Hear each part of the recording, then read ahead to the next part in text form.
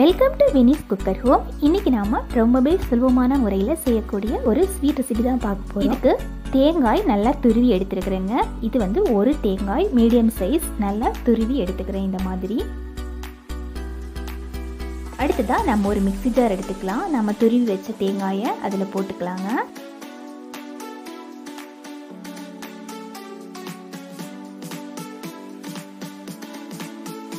கூடவே ஒரு 20-30 அளவுக்கு முந்திரி பருப்பு போட்டுக்கலாங்க. முந்திரி பருப்பு தான் நல்ல சுவை கொடுக்கும் இதில்.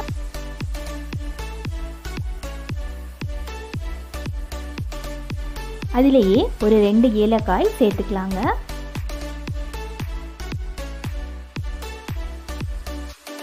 மிக்சியில் கொஞ்சம் கொரன்னு நல்லா அடித்து எடுத்துக்கலாம். ரொம்ப பேஸ்ட்டாக வேண்டாம், கொஞ்சம் கொரன்னு இருந்தால் தான் நல்லாயிருக்கும். கடாயில் 2 டீஸ்பூன் அளவுக்கு நெய் ஊற்றிக்கலாங்க.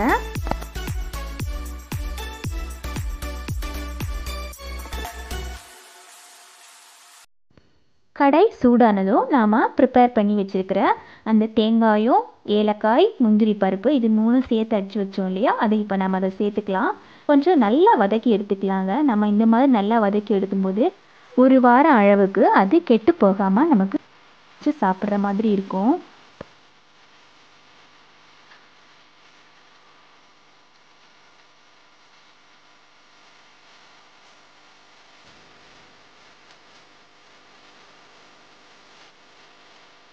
இப்போ நாங்கள் தேங்காய் வந்து வறுபட்டுருச்சு. இந்த ஸ்டேஜில் நம்ம 1 கப் அளவுக்கு நான் ரவை சேர்த்துக்கிறேங்க.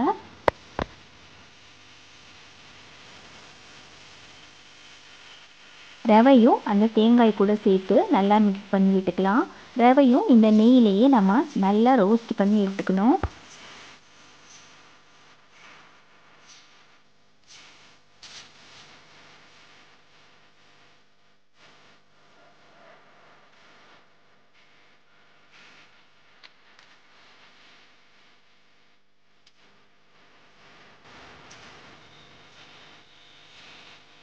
இந்த மாதிரி ரவையை நம்ம நல்லா ரோஸ்ட் பண்ணி எடுத்துக்கலாங்க. இப்போ நம்ம 1 கப் அளவுக்கு பால் சேர்த்துக்கலாங்க. ஒரு 1/4 லிட்டர் அளவுக்கு பால் தேவைப்படும்.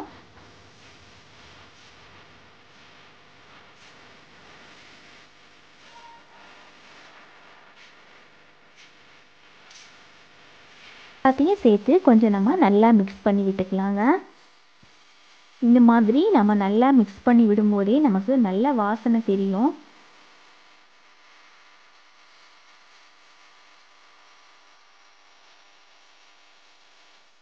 அளவுக்கு இனிப்பு சேர்த்துக்கலாம். 200 கிராம் அளவுக்கு நான் சீனி போட்டுக்கிறேங்க.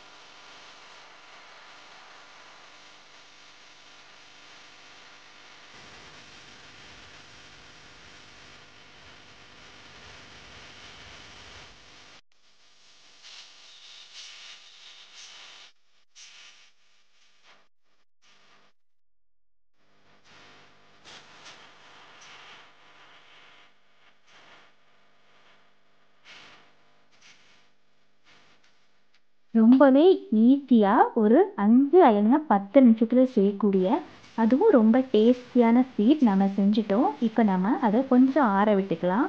கொஞ்சம் ஆறினதும் நம்ம இதை உருண்டை பிடிச்சிக்கலாங்க. இதில் கோட்டிங் கொடுக்கறதுக்காக நான் துருவி வச்சதுலேயே கொஞ்சம் தேங்காய் எடுத்து வச்சுருந்தேன். அப்புறமா கொஞ்சம் வெள்ளை எள்ளு எடுத்துருக்குறேங்க. இப்போ நாம் அதை கையில் நெய் தடவிட்டு உருண்டை பிடிச்சிக்கலாம். அதை உருண்டை பிடிச்சிட்டு கொஞ்சம் வெள்ளை எள்ளு கோட்டிங் கொடுத்துட்டு அதுக்கப்புறமா நம்ம தேங்காய் போட்டுக்கலாங்க. ரொம்பவே ஈஸியான ஸ்வீட் நம்ம செஞ்சு முடிச்சிட்டோம். இந்த வீடியோ உங்களுக்கு பிடிச்சிருந்தா லைக் பண்ணுங்கள், ஷேர் பண்ணுங்கள், கமெண்ட் பண்ணுங்கள், மறக்காமல் சப்ஸ்கிரைப் பண்ணுங்கள்.